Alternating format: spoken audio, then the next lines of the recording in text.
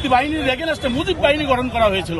সেই মুজিব বাহিনী যে মুক্তিযোদ্ধাদের হত্যা করা হয়েছে। আজকে হলো মুক্তির দিন, মহামুক্তির মহান দিবস, ঐতিহাসিক 15ই আগস্ট।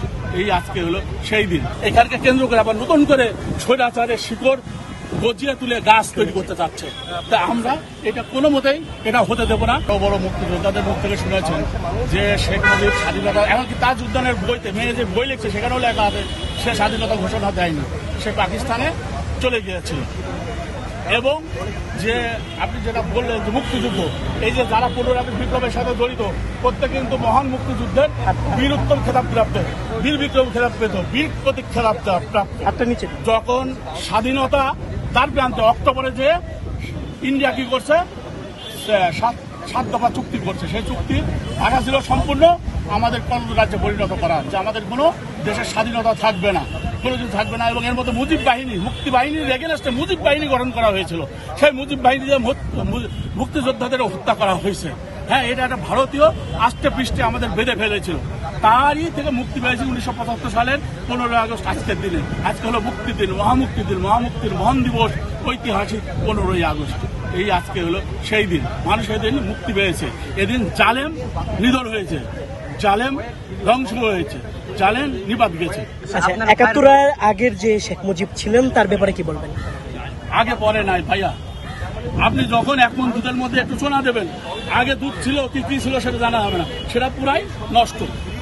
আমি যদি ব্যক্তি হিসাবে একজন সত্যিকার প্রকৃত মানুষ হই, আমার যদি কোনো অপরাধ থাকে আমার আগের সমস্ত কিছু মাইনাস হয়ে যাবে। হত্যা করেনি কাউকে, এটা একটা বিপ্লব ছিল।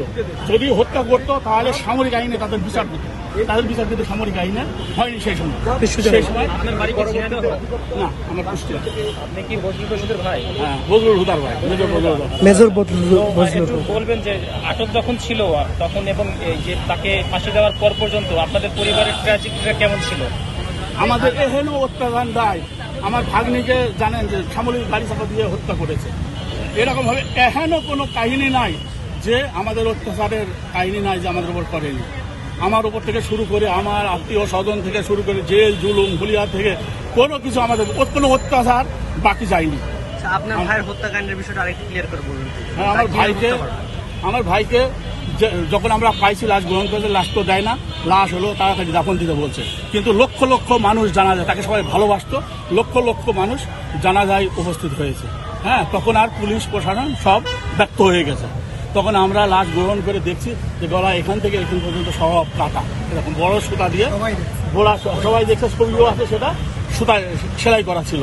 হ্যাঁ, তো তাতেই আমরা প্রতিমান হয়েছে। ওখানে বিভিন্ন ধরনের ডাক্তার ছিলেন, এমবিবিএস ডাক্তার থেকে শুরু করে, তারাও এটা নিশ্চিত করছে যে এটা জবাই।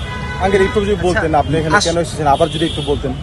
না, আমি এখানে এসেছি, আপনাকে বলেছি যে আমি বিভিন্ন মিডিয়ায় দেখলাম যে স্বৈরাচারের দোসররা, খুনির দোসররা, দালালরা আবার নতুন করে এখানে এসে কোনো অকারেন্স ঘটাতে যাচ্ছে, ঘরে ওই যে মব বলে যে এখন মব হয়েছে, এরকমভাবে আমাদের যারা জুলাই যোদ্ধা তাদের উপরে দোষ চাপাতে যাচ্ছে এবং তারা এইখানে কোনো একটা ঘটনা ঘটাতে যাচ্ছে।